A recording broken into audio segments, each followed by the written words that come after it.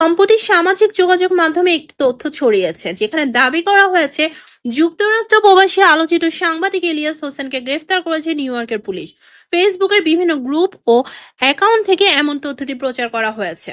এ নিয়ে অনুসন্ধানে প্রাসঙ্গিক কিওয়ার্ড সার্চ করলে 2024 সালের 18 ফেব্রুয়ারি দেশটির একটি গণমাধ্যমে এই বিষয়ে প্রতিবেদন পাওয়া যায়।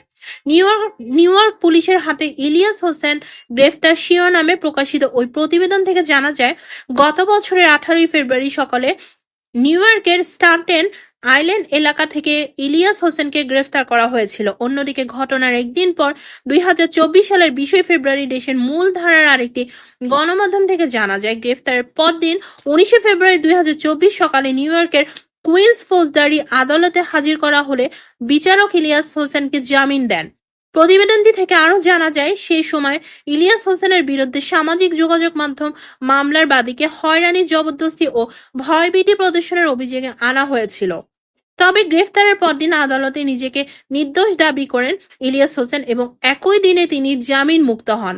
তবে এক বছর পর আবারও একই তারিখে 18 ফেব্রুয়ারি সামাজিক যোগাযোগ মাধ্যমে তার গ্রেফতারের তথ্য ছড়ায়। যদিও সম্প্রতি যুক্তরাষ্ট্রের নিউ ইয়র্ক পুলিশ কর্তৃক ইলিয়াস হোসেনকে গ্রেফতারের খবরটি সঠিক নয়। নির্ভরযোগ্য কোনো সূত্র ছাড়াই ইন্টারনেটে এমন দাবিটি প্রচার করা হয়েছে বলে জানিয়েছে তথ্যের সত্যতা যাচাইকারী প্রতিষ্ঠান রিওমোর স্ক্যানার। ফেসবুকে তার গ্রেফতারের তথ্যটি ছড়িয়ে পড়ার পর বিষয়টি পর্যবেক্ষণ জানা যায়, এমন ধরনের বিভ্রান্ত তৈরিতে ফেসবুকের মেমোরিজ ফিচার গুরুত্বপূর্ণ ভূমিকা রাখতে পারে। আগের বছরগুলো ঘটনা এই ফিচারটি ব্যবহারকারীদের স্মরণ করিয়ে দেয়, যা অনেক ক্ষেত্রে প্রাসঙ্গিকতা বিবেচনা না করে নতুন করে শেয়ার করা হয়। এতে পুরানো তথ্য নতুনের মতো প্রচার পেয়ে বিভ্রান্তি সৃষ্টি হয়।